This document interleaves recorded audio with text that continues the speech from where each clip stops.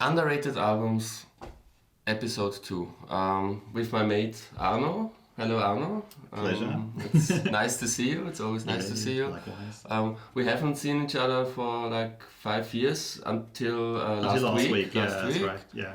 And then we also talked about for our love for the album London Town.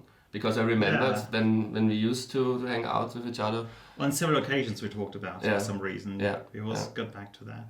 Yeah. Yeah. And that's why I invited you to talk with me. And you're the first guest Thank on my channel. Me. Oh. I do feel flattered. Okay. Yeah, London Town. Indeed. What's your story with that? My story, well, maybe it's not really mind-boggling. It's just, well, I was a kid. I was 12 years old, and I had this friend who was not really much of a music enthusiast, but he was really into the Beatles, and everyone in my class liked the Beatles. And he said, "Oh, look, I got this album, and it's actually by Paul McCartney. Did you know he's still writing and playing music?" I was like, "What? Really?" Because my brother had actually told me. I asked him, "Hey, big brother, what are the Beatles doing these days anyway? Are they still around?" And he said, forget about the Beatles. I mean, they've been smoking so many cigarettes. They can't sing anymore." And that was in the early 70s. And so I was really quite surprised when I heard that there was a Wings album. Yeah, and on songs like Girlfriend, it doesn't sound like he smoked too many cigarettes. Not really, no. He sounds very fresh and young. So I put the album on my wish list for my either birthday or Christmas in 78. And I got it on cassette, and 6 months later I changed to vinyl, and I got my own copy. But you don't have the cassette anymore. I'll probably do, but it's somewhere on the top of my shelf in a really... inaccessible corner. Okay, I don't really have a I wasn't around 1978, so I don't. So I don't really have an authentic story of discovering that album. You know, I'm a Beatles fan since I can remember, and Wings and solo Beatles, McCartney, Lennon, Harrison, Starkey, a fan also since then basically. And I can't even remember when I got London Town. It must have been, I got into the McCartney albums besides Band on the Run, which I had very early on. Yeah. 10 years or no more. No, it's more. 12, 13 years ago. This is your original copy? Yes. Well, your first copy. This is, I'm fans of my channel, if I have fans. I only have 12 subscribers, but maybe they are fans. A few. Right. But one of the 12 subscribers I myself, so maybe I have 11. I'm not yet, but I will be shortly. I hope you subscribe. Fans of my channel will remember my very first video was the top 40 Beatles solo albums, and number 6 was London Town, and I only had the CD version then, which was 2 months ago. Right. And I also explained why, because I'm waiting for the archive collection for the big deluxe set, and McCartney hasn't yet released it. But after I made that video 2 months ago, I said to myself, that's stupid. Why don't I just buy the vinyl? So I bought it like 1 month. So I have the vinyl since 1 month. Basically, I bought it on Discogs. It's a good thing you bought a vinyl because it's already falling apart. But that's a sign. That's a sign that I really love the album. I played it so often, and I borrowed it to people, and it's always you get it back like that when you borrow it. Yeah. But it's underrated album. The first underrated album I did on the channel is really underrated, and under the radar of most people, I would say, Joe and Armour Trading. But this, it's hard to say this is an underrated album. It was number 2 in the American charts. Right, the single was with a little luck, was number 1 in America. It was a worldwide top 10 album. Yeah. But I think it's underrated for various reasons, because before that, the album before London Town was Wings Over America, and that was the last of the huge McCartney. In the mid 70s, when McCartney was the biggest.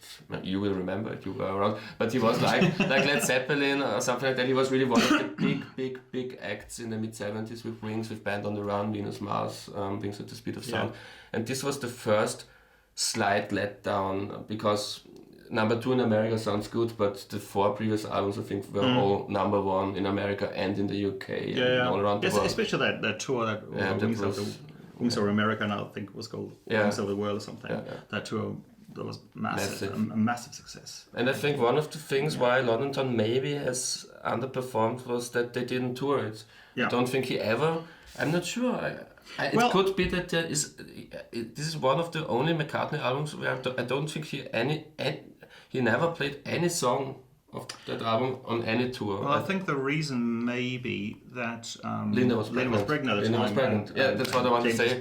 I think that was the reason for it. They didn't tour it because Linda was pregnant, and with a tour that would have been maybe as good as this tour, it would have probably performed better. And the other reason was that Jimmy McCulloch, the guitar player, and Joe English, the drummer, they left. But maybe they wouldn't have left without Linda getting pregnant. And maybe, because they earned the money in Wings, most of the money through playing live.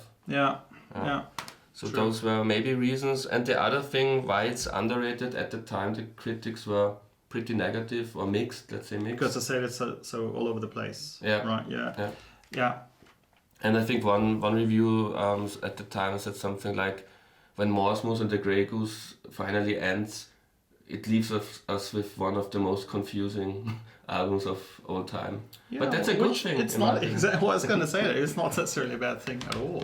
John Lennon albums always had. I loved John Lennon. I'm a big fan, but they always they are simple. They are simple to classify. It's like there's the angry album, there's the political album, there's the breakup album, there's the rock and roll album. That's easier to make something out of it. And McCartney was always eclectic. He was like McCartney solo was like doing like Beatles albums where he imitated that there's a Lennon song on each album, a Harrison song. He went on to there's always silly songs that could have been Ringo songs. Morse and the Grey Goose could have been Yellow Submarine Part 2 or something. So that's, and then again, I mean, people quite often say that Paul McCartney albums are different from Beatles albums in that John Lennon is clearly missing, the other half is missing, and so he liked to put on stuff that he would never have got away with if Lennon had been around. That may or may not be true, but it certainly it is a different kettle of fish, isn't it? Anyway, and that mate I mentioned before that recommended the album to me. I said he was a Beatles fan, and of course this is in no way a Beatles album at all. It's a really 70s album in a very... Of course it's 70s, but what I meant that it's a bit like a Beatles album is the eclecticism that you don't get on a George or John solo album. That's what I meant. Of course it sounds I know very what 70s. I know what you meant, and you're right. You're totally right, but I don't know what I was going to say. Oh, sorry. Something smart. You wanted to make a very important point. Probably. But okay, let's talk about something different. What are your favorite songs on the album?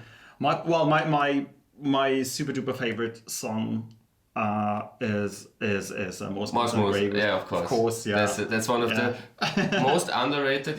That's a song. Maybe people who are watching this video, not all of them are McCartney hardcore fans. Yeah. And I think none of those non-McCartney hardcore fans know that song, and they should check it out. If you like Band on the Run, the song, or 1985, like those crazy songs with several parts in it.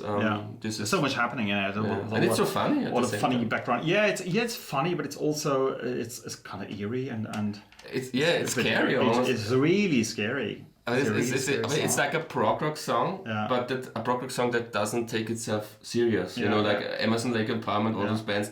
I hate prog rock because they all take themselves so serious. And Pink Floyd, I really hate that mid-70s Pink Floyd. But this is like the funny version of that kind of music. Serious about that. And the bass line is great, and the musicianship on that song is great. Overall, the musicianship on the album is you know, it's strange because in the middle of the sessions, as we said, two left, maybe the two best instrumentalists in the group left, but still it's, you know, it has also such a variety of instruments and, you know, like recorders and stuff like that. The whole way it came together, it's really bizarre. And when I first got it on cassette, I had no idea of the backstory. Namely, it was, which most of you may know already, it was recorded, or most of it was actually recorded in the Virgin Islands on a yacht named Fair Carol or something. Yeah, something like that. And the yacht inspired Wanderlust, the song from Taco 4. Did you know that? Oh, okay. Which is one of the best songs. You know, even one of the best songs of Taco 4 wouldn't have been possible without that album, because they were busted at least once or maybe several times by the coastal guards or police in the Caribbean for, as usual with Paul, for smoking pot. He must be in the Guinness Book of World Records for most drug busts. I think. Yeah, well, the final one in Japan was probably the most stupid. But my favorite drug bust is the mid-80s one, also in the Caribbean, in the Bahamas, I think. Because there are the great interviews at the airport when he's like, when he's bailed out and he's on the airport. Do you know that interview? Where he's clearly totally out of his fucking, you know, he's stoned giving that interview, I think, and he's like defending his drug bust. It doesn't have anything to do with London Town, but that's one of my favorite McCartney interviews, because usually he's such a guarded guy. In interviews he always tells the same stories, but here it's like he's really you can see that there's really emotion, and the interviewers asked him, do you regret that you took pot, that you had the pot and smoked it? And he's, no, it's not. I can't really. But it's such a funny, messy interview, and he's so. Wasn't that the interview he gave after he was busted in Japan at the airport? No. I'm talking about mid-80s in the Bahamas. I think it was. Okay. And the interview was something like, it's not more dangerous than alcohol than sleeping pills, and he's. It's such a strange interview. It's a mix of aggressive and of funny at the same time. There's also the charming Paul in that interview. Yeah. Because once he looks at the camera during that interview, and then they ask him, "Will you ever do it again?" And he said, "Of course not." And then he makes. That's great. Yeah. Oh, never! I will never do it again. Yeah. But back to Deck. No, back to London Town. Back to Deck, also a great album. Also, this is like the folk. With a different band. This is different band. Also called Wings. But London Town is like the folk Wings album, the folk rock, and Back to Deck is like the punk rock or the hard rock album. So both are very underrated, and both have that unique feel. One the folk feel, and the other the more heavier feel. But there's one heavier song. Morse is pretty heavy, but there's one pure rock and roll song also on that album. The second single, I've Had Enough. And that's maybe one of the few songs that doesn't really fit into the album. It's a good song, but it would have been better on Back to the Egg, probably. Did you say just before we started? Yeah. That you didn't really like because it was a bit of run-of-the-mill sort of thing. Yeah, and it's a bit strange because the album, what I really love about that album is that it's so like joyous and funny and imaginative and the folkiness and the whimsical. You know, it's really a nice ride if you especially in summer, but always when you listen to that album from start to finish, it's pleasant. It's a pleasant album. It never gets boring. It's very entertaining. And I've Had Enough is like a grumpy song. Like I've had enough, and it's like he's pretending to be a working class lad again, and he has problems in work or with his wife, and that's not what his life was about at the time. You know, when he was on yachts in the sunshine and. But it's okay. Then again, I mean, you're probably mistaken if you take those things too seriously. Yeah, of course.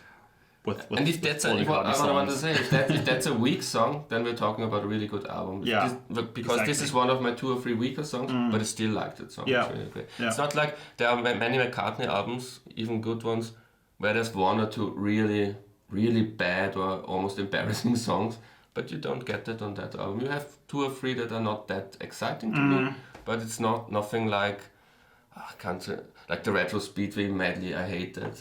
It's such that's the bad kind of prog rock. Well, that was really successful for some reason, wasn't it? Yeah. And I finally got it a few years back, and I thought, my God, what's the fuss about this album? I like Retro Speedway, but the second side with the medley I don't like as much, and I prefer the double album version. You know, they also had plans initially that it would be a double album, and I've got that version too, because that was also through the Archive series released in a limited edition. Right.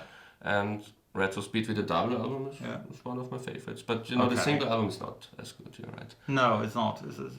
This is definitely one of my 2 or 3 favorite Wings albums and top 5 McCartney albums. Yeah. I really when I listened to it back in the 70s, early 80s, I really thought it had such a rainy London town feel to it. Cover. And then again, it's of course it kind of messes with your mind and your emotions and that's maybe also one of the reasons why it wasn't as successful as they all hoped, because there's like the cover and the raininess doesn't really translate with the album. And you know, I hate that photo, and I'm glad they didn't take this as the front cover, because he looks like kind of silly here. Yeah, it's obviously but this would have been more true to the sunshine in the Caribbean concept, and initially it would have been called Water Wings. And I guess this would have been the Water Wings front cover. I'm glad this is a much better photo. It doesn't really have much to do with the music, in my opinion, but it's a cool photo. Well, I mean, they and Linda looks very good. Several, yeah, that's right. But they did record several sessions back in London afterwards, after May. Yeah, I think of course. the thing in the Caribbean, in the Caribbean. It happened in May, and there were certain. This is one of my favorite Linda photos. Yeah, it's a lovely picture. She looks very happy. But what I never understood, because this photo session, I think this was also, was this the photo session? But it reminds me of, there was this press conference. No, this can't be the same occasion, because they must have made the photo previously.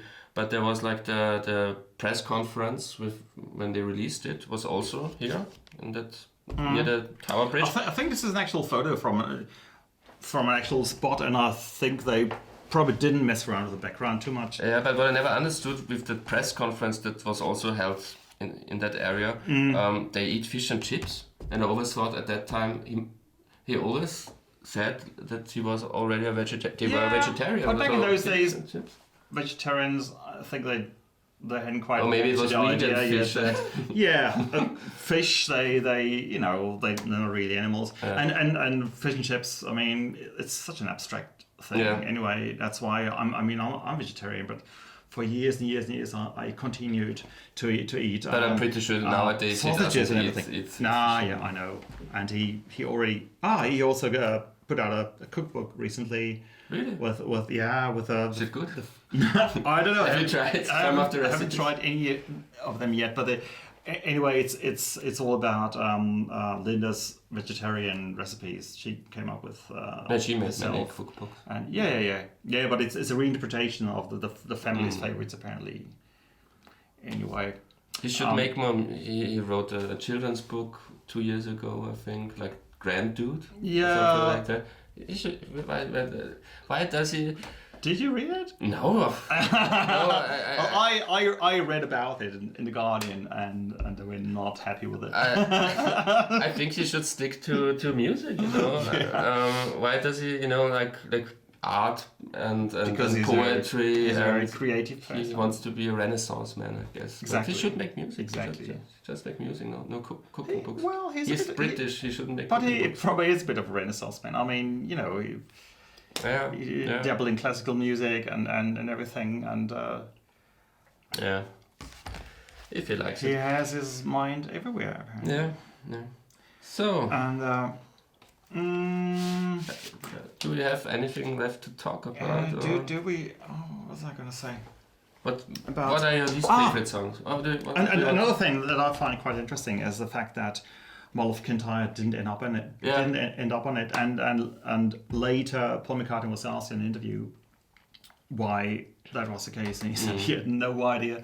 That was probably it was a stupid idea, but I keep doing those things. But that's very self-reflective. That was always a problem. All his albums have this why didn't he put that on? And it was such a huge, massive hit. The biggest non-charity single to this day in British. Exactly. In the world, apparently, according to what I read. Okay. Yeah. And Girls' School, the B-side, I think in America it was the A-side to Mull of Kintyre, is even, in my opinion, better than Mull of Kintyre. Yeah. That would have also been great on that album. You know, if you come from that thinking that this album maybe doesn't rock enough, which some people accused it of, then put Girls' School on. Then you've got a rock album. You know, like the opener of the album. Girls' School would have been great. Yeah, there are one or two rockers on it. And Morse and the Grey Goose. It's such a great song. I mean... Yeah. That by itself, that would be totally enough to justify buying it. When I put it on, you know, my girlfriend, she's not necessarily a big fan of the music that I like, but she doesn't mind Wings too much. But when I put that on, and when Morse and Grey Goose comes on, she goes, turn it off! That's the opposite of my girlfriend. You know my girlfriend. She it's one of her favorite songs as well as mine. You know, it's one of my favorite songs. And it's also that's something that we have in common. Maybe you guys have more in common than we do. But and also when I'm DJing, you know, when I was young, I used to be a DJ sometimes, and I pretty regularly played Morse and the Grey Goose, and of course that's one of those songs no one nowadays knows, and that's but everybody likes it. That's when the dance floor and they all start dancing, and people coming up to me, hey, what's that song? And so that's really a hidden gem. It's a song people don't know it, and as soon as they hear it, I like to listen to it when I was everybody except your girlfriend, they all love it. When I was a kid, I listened to it when I was in the bath. Oh, okay. That was great. And then you dived into the bath, under the sea. What's the lyrics? What are the lyrics with the sea? At the bottom of the sea. Bottom of the sea. Yeah. Tell me, are you receiving me? My name is Morse, and I'm calling. But one of the best parts of the song is the sea shanty in the middle. That's like it's the better Uncle Albert. That song. Uncle Albert was a massive hit. I was never really a big fan of Uncle Albert. It's okay. It's a nice song, but this is the better sea shanty McCartney song. I think. Yeah. He should make a compilation with songs like Yellow Submarine, Morse and the Grey Goose, Uncle Albert, all those naval songs. That's right. Yeah. And I think we can wrap it up. Let's wrap it up then. Okay. Final thoughts? Have a great day. Final thoughts. I can't wait to hear the next McCartney album. And then people. Yes. People are wondering, why is that cover on the wall, off the wall, on the wall? Why do I have off the wall, on the wall? It's an accident. Yeah, it's an accident. It wasn't meant to be there in the first place. But no, there's a reason. There's a reason, because the girlfriend was actually written by Paul McCartney for Michael Jackson. I think in 1974 it was already written. I think that was the first time Paul and Michael met. At that time. Are you sure? Yeah. That early on? Yeah. Maybe 75, maybe 74 or 75. He would have been a teenager back then. Yeah, he must have been like, but he was a star in 1970 as a 12-year-old. Yeah, that's right. That's right. And I think around 74 he started his first solo things. You know, not the big successful, but so as a sideline from the Jackson 5. That's right. And I think he wrote it in 74 with him in mind. And you can, it sounds like his voice sounds like Michael Jackson on that song. It's true. It's almost like a demo for Michael Jackson. Exactly. They didn't try to disguise that. That's my least favorite song on the album. I think it's funny. It's charming. I just don't like Michael Jackson. Sorry. No offense. He can't hear you. But good. But I think it was written around. Who knows? Maybe I'm wrong, but I've read it somewhere. Maybe the information was wrong, but I read somewhere it was written around 74, 75 for him. We'll look it up afterwards. Yeah, and then he gave it to Michael Jackson, and Michael Jackson didn't do anything with it, and then Paul thought, okay, if he doesn't like it, I think it's a good song. I record it, and after he recorded it, Quincy Jones said to Michael Jackson, "What's wrong with you, Michael? We should record this song." Yeah. So that's the reason why Paul wrote it for Michael Jackson, but the Wings version came out 1 year before Michael Jackson's version. And the Wings version is is the same, isn't it? The Wings version is 100 times better in my opinion. Yeah. Michael left the best part of the song. He left off. Yeah. But those were very long final thoughts, I think. Now, okay. Now we should. True. Sorry. The final thoughts are a lot longer than the video itself. But yeah, I think that's it. That's all I've got to say. Thank you for inviting me. I should make it more often. I even got a cup of coffee. Yeah. And a glass of water. It's been a real pleasure. It was a very hot day, so it wouldn't be very human. True. Not to give you. Luckily, you guys can't smell us. Yeah, and it's mainly my boots, I'm afraid. That's what a nice way to end that video. Yeah, indeed. Yeah. So thank you for watching. Until next time. Thanks. Bye bye.